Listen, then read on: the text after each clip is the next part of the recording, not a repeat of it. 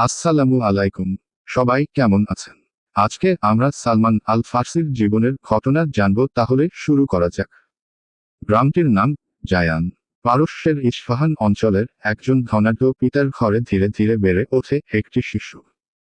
প্রকৃতির আলো হাওয়ায় বাড়তে থাকে শিশুটি। বাড়তে বাড়তে হয়ে যায় নওজোয়ান।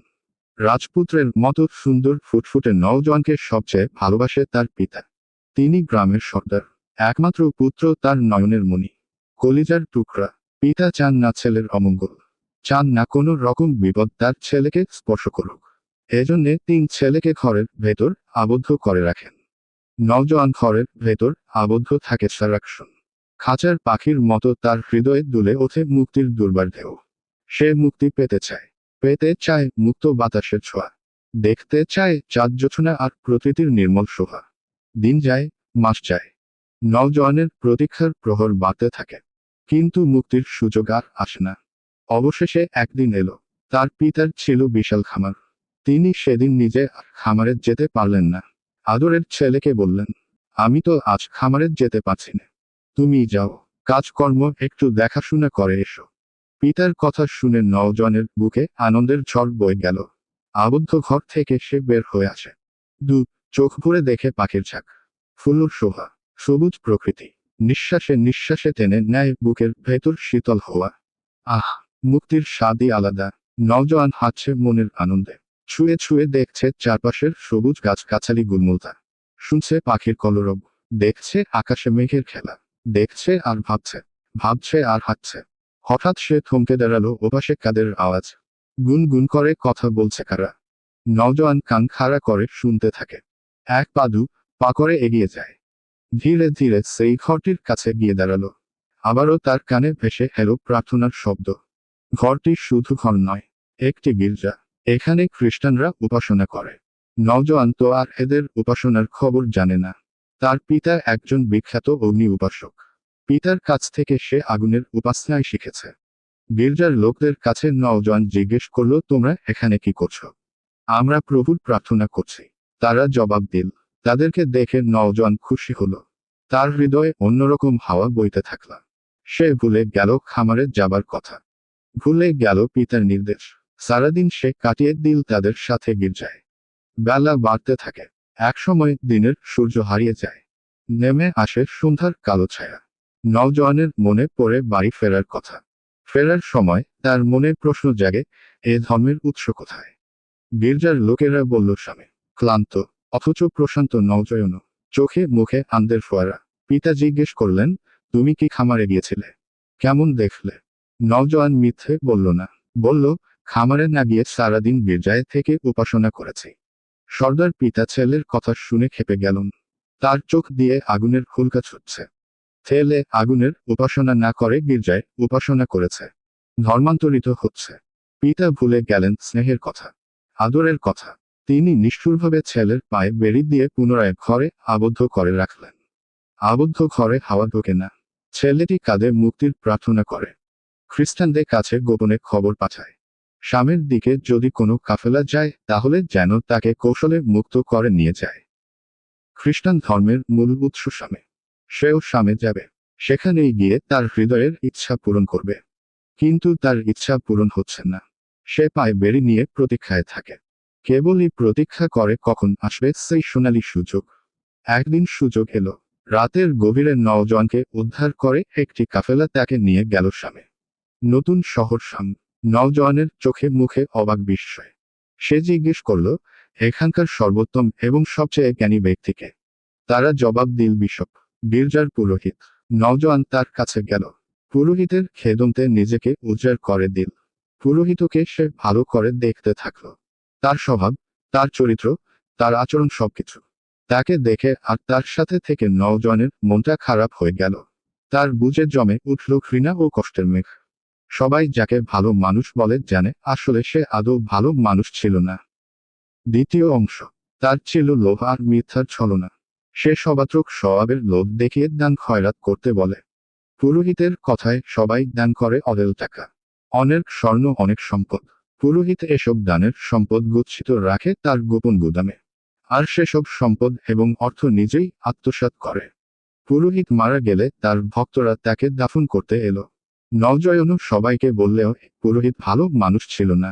তোমাদের দানের সম্পদ আত্মসাৎ করে নিজেই ভক্ষণ করেছে আর জমা করে রেখেছে গোপন গুদামে। সত্যি বলছো? তা হতেই পারে না। উনি আমাদের বিশপ, আমাদের পুরোহিত। এমন কাজ তার পক্ষে কি করা সম্ভব? নওজোয়ান গোপন গুদামে তাদেরকে নিয়ে গেল। তারা দেখল গচ্ছিত সম্পদের পাহাড়। এমন ভণ্ড তাপসকে কি দাফন করা যায়?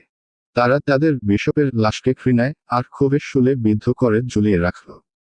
মানুষেরা দেখুক ভণ্ডামির এবং পাপের কি সাজা। ভণ্ড বিশপের মৃত্যুর পর এলা আর একজন বিশপ। নওজোয়ান তার সেবা করা শুরু করল। বিশপের সে জিজ্ঞেস করল, আপনার মৃত্যুর পর আমি আর কার কাছে যেতে পারি? কে সবচেয়ে সত্যবাদী পুরুষ, বেশি ধর্মভীরু? বিশপ বলল, মাউসেলে এক ব্যক্তি আছেন। তার নামও তোমাকে বললাম। তিনি অপেক্ষাকৃত ভালো এবং সৎ মানুষ। তুমি তার কাছে যেতে পারো। বিশপের মৃত্যুর পর নওজোয়ান মাউসেল গেল। খুঁজে বের করল লোকটিকে। তাকে দেখে নওজোয়ানের ভালো লাগলো। শ্রদ্ধা করার মতো ব্যক্তি বটে, কিন্তু তিনি অনেক বৃদ্ধ হয়ে গেছেন। নওজোয়ান তাকে মনপ্রাণ দিয়ে সেবা করে।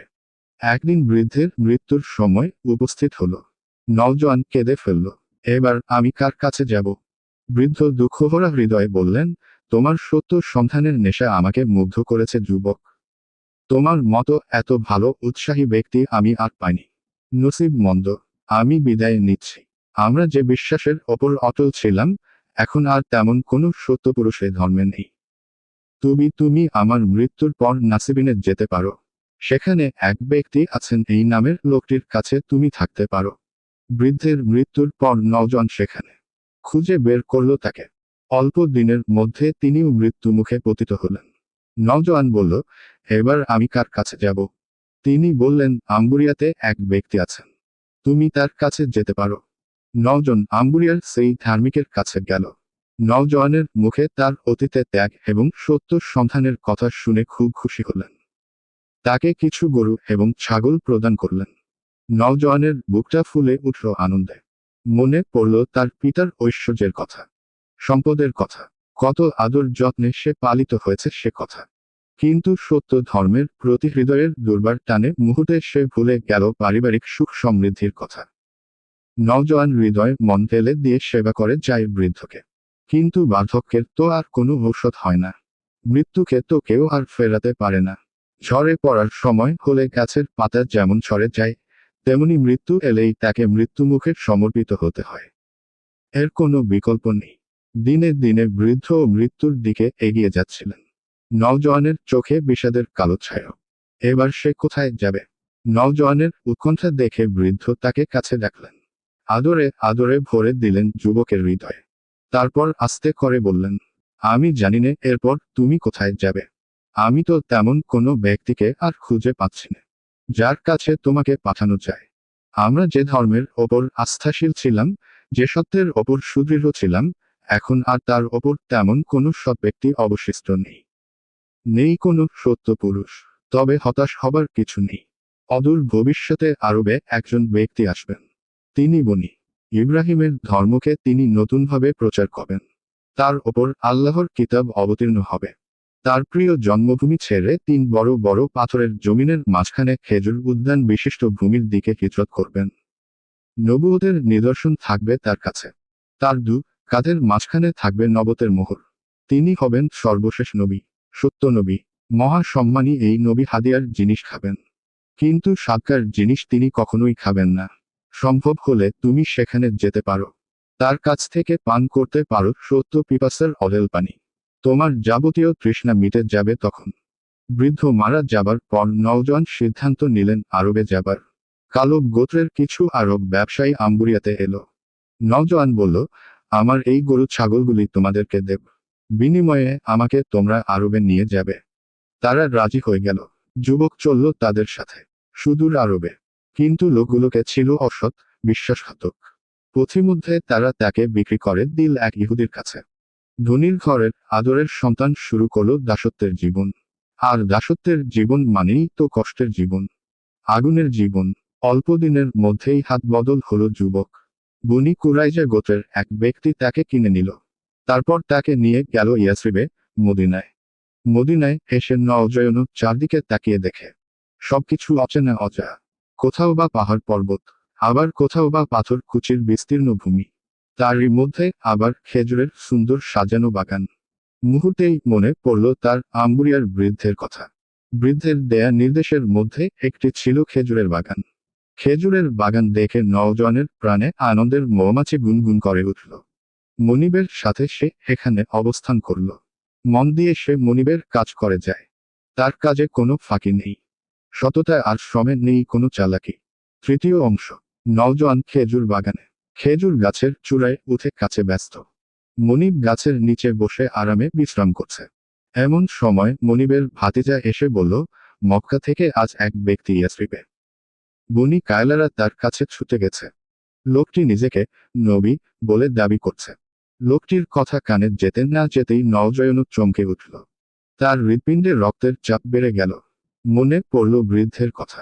একই তাহলে সেই নবী, যিনি মক্কা থেকে বিতাড়িত হয়ে মদিনায় হিজরত করেছেন। গাছ থেকে এলো সে।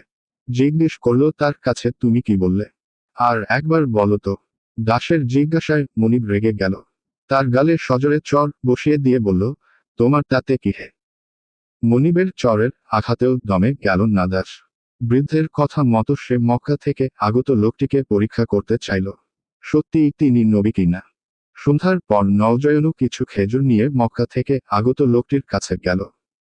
খেজুরগুলো তাকে দিয়ে বলল, শুনেছি আপনি পুণ্যবান ব্যক্তি। আমার কাছে কিছু সদকার জন্য খেজুর আছে, এগুলি আপনি গ্রহণ করুন। লোকটি খেজুরগুলি নিয়ে তার সঙ্গীদেরকে বললেন, তোমরা খাও। আশ্চর্য, তিনি নিজে একটি খেজুরও খেলেন না। নওজোয়ান প্রথম পরীক্ষায় সত্যের সাফল্যে আনন্দিত হল। তার বিশ্বাসের ভিতর শক্ত হয়ে উঠলেও ইনি সত্যি সেই নবী, যার কথা বৃদ্ধ আমাকে বলেছিলেন। কিন্তু দ্বিতীয় পরীক্ষাটিও করা প্রয়োজন। একদিন বাকি আলগারকাদ গোরস্তানের নবী সা তার এক সঙ্গীকে দাফন করেছিলেন। তার গায়ে ছিল এক ধরনের ঢিলা পোশাক। যুবকটি সেখানে গেল, নবীকে দেখতে থাকলো খুঁটিয়ে খুঁটিয়ে। ভালো কর। যুবকটি নবীর কাঁধের দিকে বারবার তাকাতে থাকল, খুঁজতে থাকলো তার প্রার্থিত নমুনাটি। যুবকটির উৎসাহ নবী সা দৃষ্টিগোচর হলো। তিনি বুঝলেন সে কি দেখতে চায়। নবীজি নিজের পিঠের চাদরটি সরিয়ে নিলেন, আর সাথে সাথেই বিদ্যুতের মতো চমকে উঠল নবুয়তের মোহরটি। নওজোয়ান বিশ্বাসের সমুদ্রে নেমে যায়। আনন্দে দিশাহারা হয়ে সে নবীজির মোহরটি চুমুতে চুমুতে ভরে দেয়। তার দু চোখ বেয়ে পানি ঝরছে। সে পানি বিষাদের নয়, বিশ্বাসের, আনন্দের। পাওয়ার তৃপ্তিতে ভরে উঠল তার তৃষিত হৃদয়ের দু খুল। নবীজি জিজ্ঞেস করলেন, তোমার পরিচয়? নওজোয়ান তার পরিচয় দিল, সেই সাথে বলল তার পেছনের সকল কথা। সব শুনে নবীজি খুশি হলেন, আনন্দিত হলেন। তিনি সঙ্গী সাথীদেরকে বললেন নওজোয়ানুর জীবনের কথা, তার সত্য অনুসন্ধানের কথা, তার ত্যাগের কথা। নবীর সা সঙ্গীরা সে কথা শুনে খুব খুশি হলেন। নবীজির পরামর্শে একদিন দাসত্বের জীবন থেকে মুক্তি পেল নওজোয়ান, কিন্তু শর্ত সাপেক্ষে। মুক্তির পর নবীজির সাথে থেকেই কাটিয়ে দেন সারাটি জীবন। সত্যের আলোতে গড়ে তোলেন নিজের জীবন। দাসত্ব জীবনের কারণে তিনি বদর এবং উহুদ যুদ্ধে অংশগ্রহণ করতে পারেননি। এই না পারার কারণে তার বুকে জমে থাকে কষ্টের কুয়াশা। বেদনার বৃষ্টি ঝরতে থাকে অষ্টপ্রহর। এরপর এলো খন্দকের যুদ্ধ। নওজোয়ান ছিলেন অত্যন্ত বুদ্ধিমান এবং প্রাক। তিনি পরামর্শ দিলেন এই যুদ্ধে পরীক্ষা খননের জন্য। নবীজি তার এই সুন্দর পরামর্শ গ্রহণ করলেন। খন্দকের যুদ্ধে খনন করা হলো পরীক্ষা। আদরে আদরে বেড়ে ওঠা এক যুবক সত্য গ্রহণের জন্য ত্যাগ করেছেন জীবনের যাবতীয় সুখ। দুনিয়ার অস্থায়ী জীবনের প্রতি তার ছিল না এতটুকু মোহ। তাই তো তিনি বসবাসের জন্য তৈরি করেননি কোনা সুন্দর ঘর, বানাননি বিলাসের সামগ্রী। অতি সাধারণভাবে জীবন যাপন করতেন তিনি। তিনি ছিলেন একজন প্রকৃত অর্থেই মুসাফির। মুসাফিরের মতোই ছিল তার জীবন যাপন, কিন্তু আখেরাতের প্রতি ছিল তার অবিচল আস্থা। আল্লাহর প্রতি ছিল পর্বতের মতো সুদৃঢ় বিশ্বাস এবং নবীজির প্রতি ছিল অসীম ভালোবাসা। নওজোয়ানের বয়স বাড়তে থাকে। বার্ধক্যের সিঁড়িতে পা রাখলেন তিনি। ধাপে ধাপে এগিয়ে গেলেন মৃত্যুর দিকে। অন্তিম রোগ সজ্জায় শায়িত তিনি। তিনি কাঁদছেন, তার দু গন্ড ভিজে যাচ্ছে অশ্রুধারায়। হযরত সা তাকে সান্ত্বনা দিয়ে বললেন, আপনি কাঁদছেন কেন? রাসূল সা তো আপনার প্রতি সন্তুষ্ট ছিলেন। হাউজে কাউসারের কাছে আপনি রাসূলের সাথে মিলিত হবেন। তিনি কম্পিত কণ্ঠে বললেন, আমি মৃত্যু ভয় কাঁদছি না। তবে তিনি বললেন, রাসূল আমাদেরকে মুসাফিরের মতো চলতে বলেছিলেন, অথচ আমার কাছে অনেক জিনিসপত্র জমা হয়ে আছে। সেই জিনিসগুলো আর কিছু নয়, মাত্র একটি বড় পেয়ালা, আমার একটি থালা ও একটি পানির পাত্র। সত্য সন্ধানী, বুদ্ধিদীপ্ত এবং আত্মত্যাগী এই দুঃসাহসী মুসাফিরের নাম সালমান আল ফার্সি। সত্যের আলোর খোঁজে যিনি ছুটছেন অনন্ত জীবন দিক থেকে দিগন্তে, এক প্রান্ত থেকে অন্য প্রান্তে। ভিডিওটি ভালো লাগলেই চ্যানেলটি সাবস্ক্রাইবও করে পাশে থাকবেন। ভিডিওটি দেখার জন্য ধন্যবাদ।